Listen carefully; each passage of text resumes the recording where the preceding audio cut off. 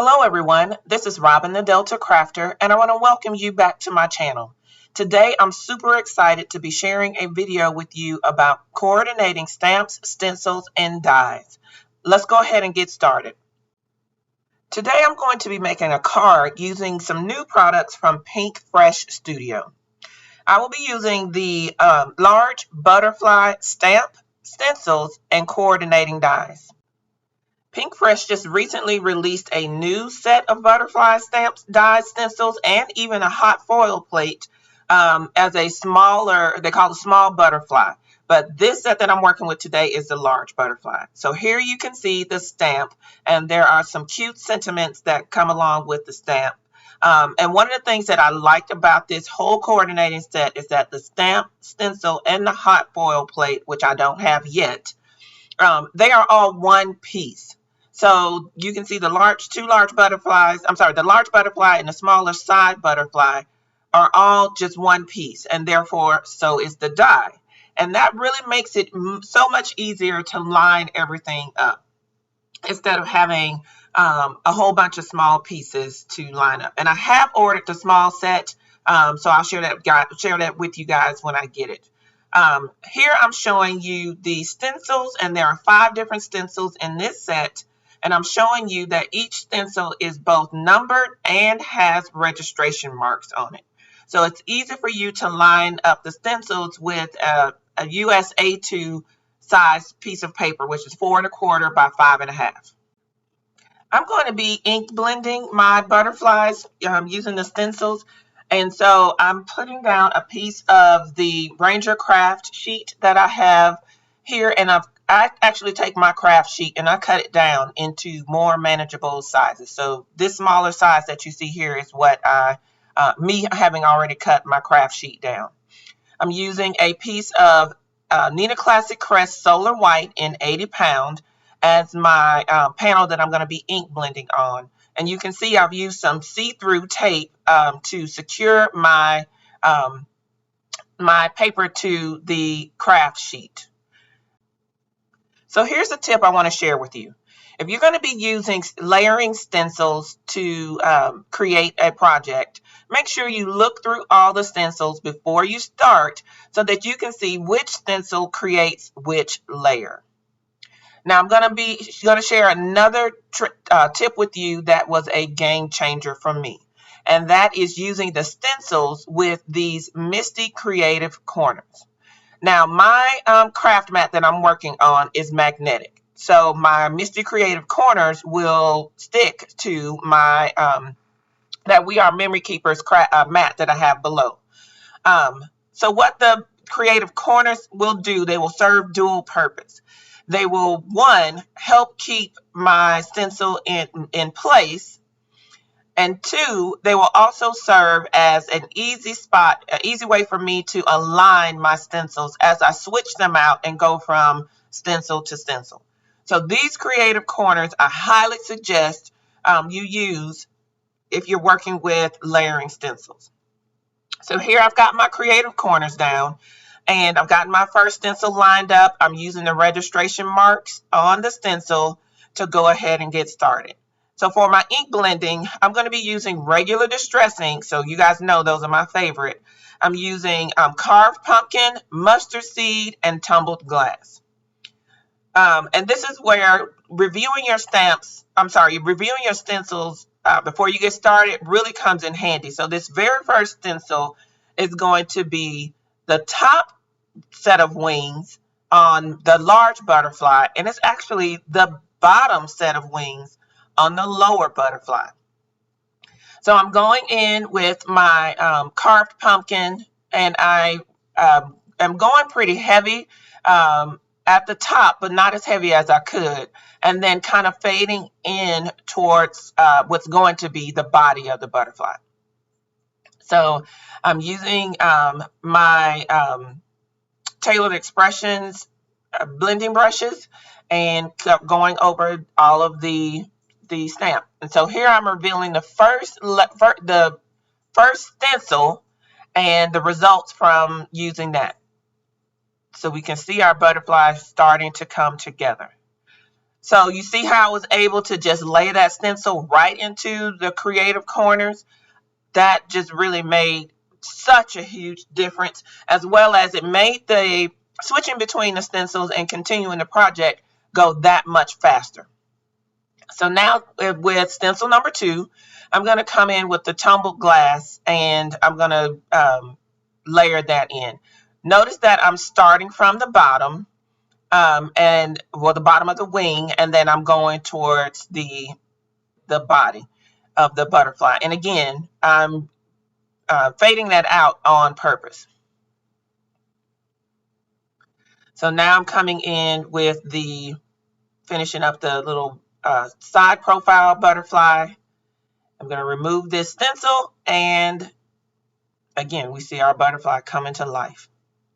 So we got the 2 sets of wings thus far. This stencil creates 3 sets of wings. So before we even get to the 3rd set of wings, we're going to be adding some darkening and dimension to the current sets of wings that we have. So I'm actually just going to use the same colors that I've been using thus far, and I'm just going to go in with a heavier hand and darken up the areas on the ends of the wings that are going to be accents. I noticed that the left bottom of the larger butterfly is actually a little bit close to the side profile butterfly. So I'm using some Post-it tape to cover up that blue part of that bottom left wing, and so that I don't mistakenly get orange into that. And you'll see that I'm actually going to make a mistake, but because of the creative corners, I'm going to easily be able to fix it. So I've done both accents on the wings, and then this stencil, 3rd stencil, also has the body. So I've used a smaller detail brush and added some black soot for the bodies of the butterflies. So if you look at the stencil, you'll notice that I never removed the Post-it tape, and therefore the bottom left wing did not receive the detail that it should have. But I'm going to fix that later on. So I'm continuing on with the 3rd set of wings, which is actually stencil number 4. And I'm easily able to just place that stencil right in between those misty creative corners, and be able to continue on with my ink blending. And for this 3rd set of wings, I'm going to use the mustard seed. Again, it is important that you review your stencils, because what I wanted was for the orange to fade into the yellow, to fade into the blue. And if I had not looked at my stencils ahead of time, I would not have noticed that it goes from top wings to bottom wings to middle wings. So again, make sure you look through all your layers of your stencils before you get started on your project. So again, I'm just using the same ink, and I'm just adding the detail to the ends of the wings by just going darker and heavier with that same ink color. So now I'm going to pull up the butterflies, and I'm going to take a look at them. And I really, really like the way they look. They look fabulous just as they are, but we are going to add some detail to them by adding the stamp. So I'm cleaning up here, and this is where I realize that I have forgotten the detail on that bottom left wing. So I'm placing my stencil back down. I'm sorry, placing my misty corners back down with my paper, and I'm lining my stencil up, putting that Easy C tape on the back to hold it in place. I'm going to line the stencil up again, put my misty corners, creative corners in place to hold that stencil down. And I'm going to come in with my my tumbled glass distress ink and make sure that I get that detail on that final wing. And now the butterflies are complete with the ink blending. So we're going to move on to the next step, which is adding the stamp for the detail. So I'm using my Misty to place this down, and I'm realizing that I won't be able to place the magnet on here because the stamps are so large that the magnet will likely impede me getting a clean stamped image. So I'm going to go ahead and put the stamp on, and then I'm going to instead of using the magnet, I placed another piece of that Easy See tape on the back of the paper, excuse me, to make sure that my paper doesn't move if I have to stamp more than once. And that Easy See tape is fantastic. It can be used over and over and over again. And I really, really like having that. It's been a great addition to my crafting supplies. So I still have the magnet in place, but I am going to move it out of the way just because I just felt like it was going to impede the stamping. So there I put that piece of Easy See tape on the back of the paper and pushed it into the corner, and I'm ready to go. I'm using VersaFine Onyx Black ink to do my detail stamping. And I've stamped it one time, and you can see that it did not cover the image completely. So I think I ended up stamping 3 times in order to get that crisp black line and details that I wanted for the image. This stamp also is what adds the antenna to the butterfly. So very nice finish there. And again, because the stamp and the die are one piece, they align so easily and quickly. I don't have to worry about lining up both pieces of the large butterfly and the side profile butterfly. And I can imagine the smaller butterflies is even more crucial and critical. And I'll share that once those materials and supplies come in. But it definitely made things a lot smoother and easier for working with these large butterflies as well. So I had some pre-made background panels that I have in my stash. And so here I am trying to decide which panel that I want to use. And I actually had a panel that used the similar colors, or probably the exact same colors, as I used in these butterflies. So I decided to go with that panel. And I think I created this with the confetti stencil from scrapbook.com. Yeah, I'm pretty sure that's what I used. So I went ahead and placed a piece of craft foam behind the panel to pop it up a little bit, and placed that on my card base, which is the card base is made from Accent Opaque 120-pound cardstock. If you watched my Amazon finds video, you know that this is my new favorite card base cardstock to use. So I will link that below as well. I'm going to add some gems to this card, and I'm using the new Pinkfresh Studio. Well, they're not new, but they just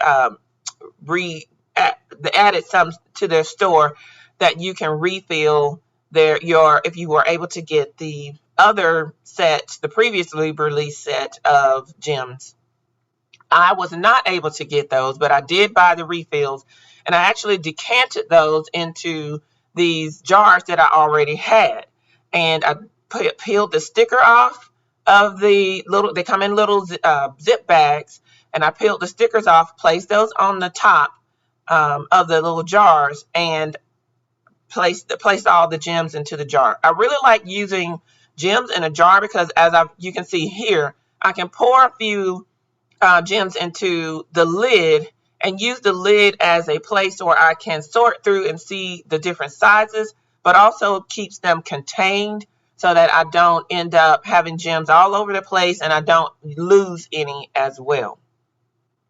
So I have bent the wings on the butterfly just a little bit outside of the body.